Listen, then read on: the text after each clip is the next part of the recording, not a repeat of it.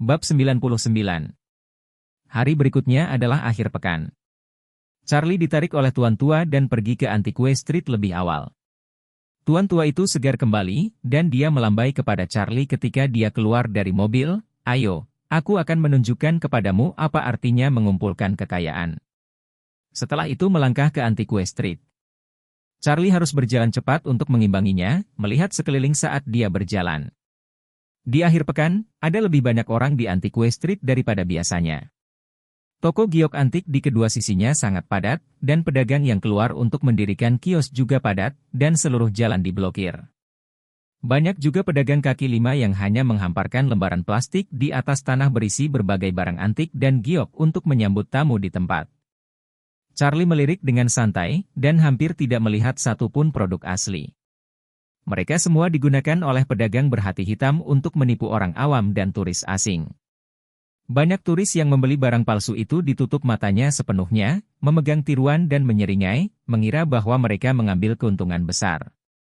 Di sini, Jacob berhenti dan berdiri di depan sebuah kios sederhana, ekspresinya tidak bisa menyembunyikan kegembiraannya. Ada beberapa turis berdiri di samping warung, memetik barang antik. Jacob bergegas masuk ke kerumunan karena takut tertinggal. Charlie melirik, warung ini tak lebih dari menebarkan selembar kertas berminyak di atas tanah dan meletakkan puluhan barang antik bernoda lumpur, seperti kuda biru dan putih, koin tembaga 5 kaisar, cangkir anggur tembaga, gelang giok darah, kaligrafi menguning, dan lukisan. Ada sederetan hal yang mempesona, tapi Charlie hanya melihat dengan santai dan menemukan bahwa ini semua palsu. Pemilik warung adalah seorang pria kurus berkulit gelap. Dia mengenakan kain biru yang kasar. Rambutnya berminyak dan acak-acakan. Dia menumbuhkan penampilan yang sederhana dan jujur. Dia tampak kusam dan kusam. "Lihat ini." Jacob menyambut Charlie dengan penuh semangat. Dia menunjuk ke botol warna-warni dengan mulut besar dan berkata dengan suara rendah, "Ini adalah botol anggur dengan 2 gelas saya. Saya membelinya kembali dan membuatnya. Set, harganya bisa 2 kali lipat." Charlie melirik botol anggur, memegangnya di tangannya, dan mengangkat kepalanya untuk bertanya kepada bos. "Berapa harganya?" Bos itu menatap dan melepuh, dan berkata dengan bodoh, "Ayahku berkata, setidaknya 20,000. Kurang dari 1 sen tidak akan dijual." Saat mendengar hal ini, Jacob hampir tertawa, dan berkata kepada Charlie cepat-cepat, "Bos ini tidak tahu barangnya, ayo kita beli secepatnya, agar tidak dijemput orang lain." Setelah berbicara, dia buru-buru membayarnya. Saat ini, Charlie dengan cepat memegang tangannya dan tersenyum, "Ayah, benda ini tidak berharga 20,000, jangan membelinya." "Apa?" Yakub tercengang. "Lalu menurutmu berapa nilainya?" Charlie mengulurkan tangannya dan menjabat di depan bos, "Nomor ini." 5.000, tanya bos sambil menatap. Charlie menggelengkan kepalanya, "Tidak, ini 50." Bos itu menatap Charlie selama beberapa detik seperti melihat alien, dan tiba-tiba berteriak, "Apakah kamu tahu barangnya? Ini barang antik peninggalan kakekku. Itu adalah harta karun sejati. Anda orang-orang di kota terlalu penindas." Jacob juga cemas dan menarik tangan Charlie, "Jangan bicara omong kosong, hati-hati mengacaukan bisnis." Charlie tersenyum, mengambil botol itu dan membaliknya, menarik lumpur kuning di dasar botol dengan tangannya, menunjuk ke tengah celah, dan berkata, "Ayah, lihat apa ini." Celahnya sangat kecil. Jika bukan karena Charlie menunjukkan, orang biasa tidak akan melihatnya sama sekali. Di celah itu, sederet huruf bahasa Inggris yang sangat kecil muncul. "Buatan Cina." Yakub tercengang, mulutnya terbuka sehingga dia bisa bertelur, dan dia tidak bisa bereaksi untuk waktu yang lama. Tiba-tiba, dia pulih, wajahnya memerah, menunjuk ke bos dan berteriak, Kamu curang." Charlie mengambil botol anggur itu, memberikannya kepada bosnya, dan berkata, "Pabrik tidak berani memalsukan barang antik secara terang-terangan. Anda telah menulis tanda ini dengan sengaja. Anda cukup pintar. Anda tahu bahwa Anda bisa memblokirnya dengan lumpur. Dalam satu kalimat, 30, dapatkah Anda menjualnya?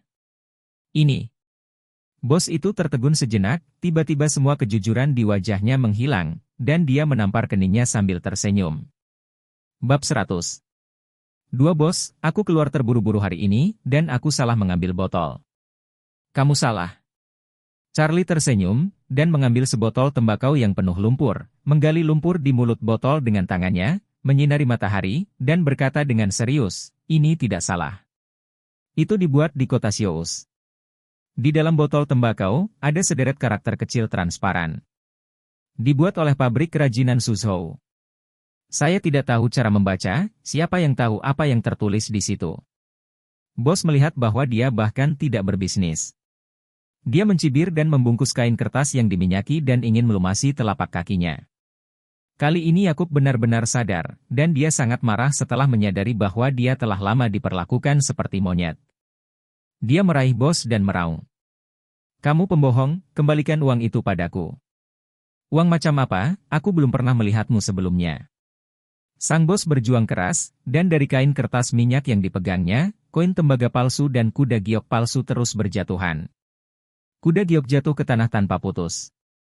Sepertinya terbuat dari plastik yang mengeras. Jika Anda tidak mengembalikan uangnya, saya akan menelepon polisi. Jacob menjerit, paru-parunya meledak karena marah. Di antara dua tarikan, sesuatu tiba-tiba jatuh dari pelukan bos. Pada saat benda ini jatuh, tiba-tiba Charlie mengerutkan kening dan menatap benda di tanah.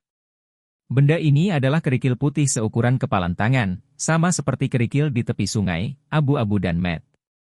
Tetapi satu perbedaan adalah bahwa batu besar ini diukir dengan kata-kata, aman dan kaya. Fontnya kasar dan jelek, dan pada pandangan pertama, diukir secara manual.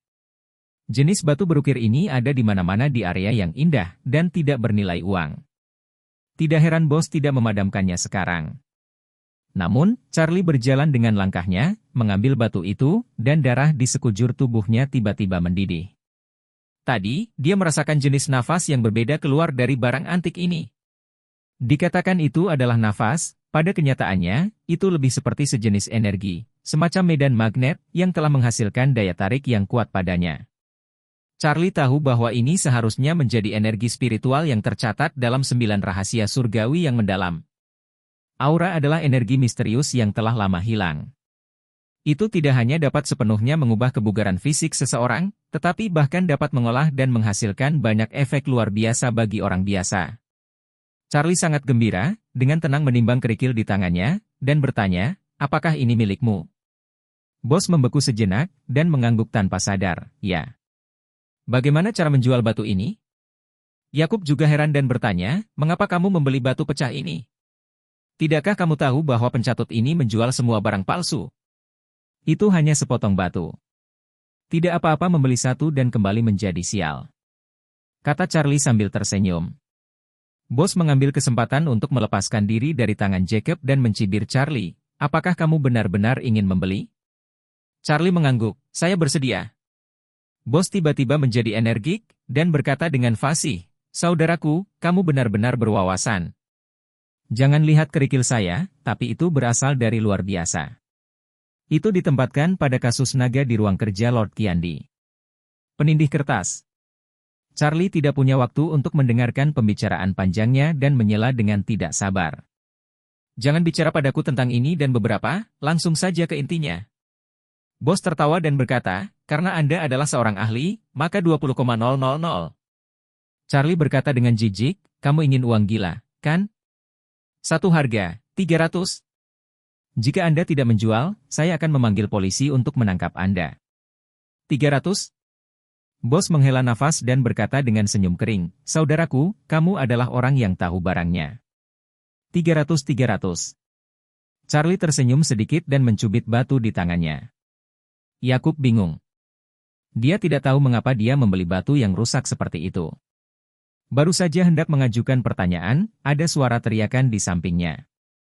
Ya, batu ini bagus, tuanku menginginkannya.